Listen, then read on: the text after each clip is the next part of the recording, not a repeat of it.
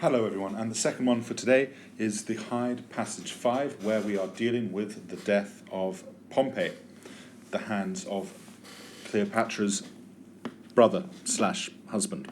Inde regressus, having returned, perfect active participle, having returned from there, he crossed this transitus Caesar, he crossed into Greece. He dimicavit, he fought adversum Pompeium, against Pompey. In the first battle he victus est, he was conquered and put to flight, fugatus. From fugo, I put to flight, as in forced to flee. However, he escaped, so we could be there saying that he escaped. He escaped, however, because, just lost my place. However, he escaped because, with night, ablative absolute, present participle, because of the inveniente, because, with night approaching, Pompey, noluit, refused to follow him, refused to chase him.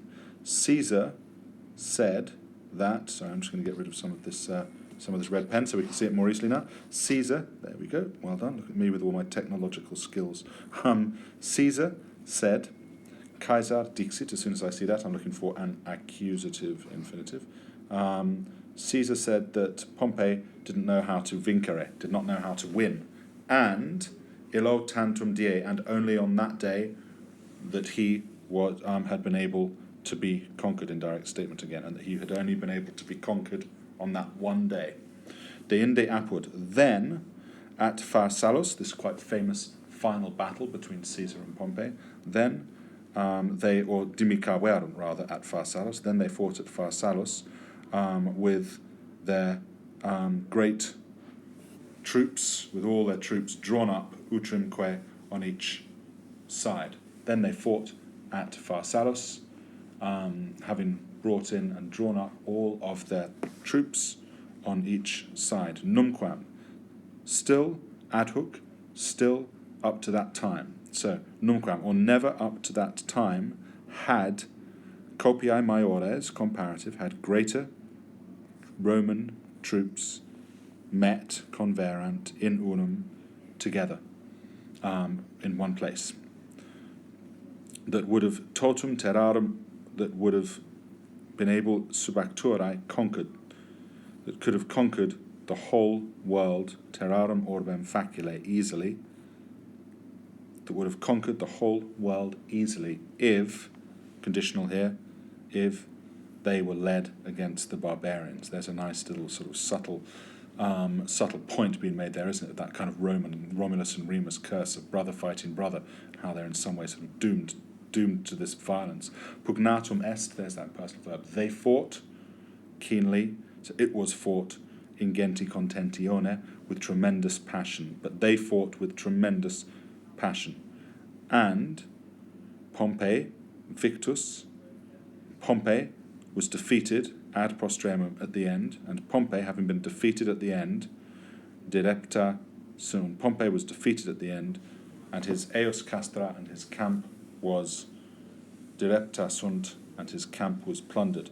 Ipse, he himself, having been put to flight, now Pompey having been put to flight, petit, made for, or ran off to Alexandria, ut, purpose clause, in order to receive help from the king of Egypt, who, secutus, having followed fortunam, fortune, he wanted to be on Caesar's good side, who, having followed fortune, perfect active participle, magis, rather than friendship, occidit, killed Pompey. His head, he sent, misit, because this is now the Egyptian king, he sent his head and his ring to Caesar. Quo conspecto, ablative absolute, having seen this, with which thing having been caught sight of. Having seen this, Caesar, etiam, is even dicitur, said, fudice, to have burst into tears, literally to have poured out, perfect infinitive, indirect statement. Caesar is even rather, I think it's better than also, Caesar is even said to have poured out tears, intuens, gazing upon the head of such a man, and of once his son-in-law, as in the head of a man that was once his son-in-law. If you remember, Caesar's daughter Julia had been, married to Pompey. It was very common in ancient Rome to have marriages for political reasons, and actually, once Crassus had been killed if you remember, and then and which had just left the triumvirate. Sorry, there's the bell going. The other two of them. Then this was the thing that sort of kept them together. And once she died, there was really nothing left to keep them together, and they were always, I suppose, likely in the end to clash. And this is what happened. So Caesar is said to have poured out tears, gazing on the face of the man that was once his friend and once his son-in-law. Have a lovely afternoon, everyone.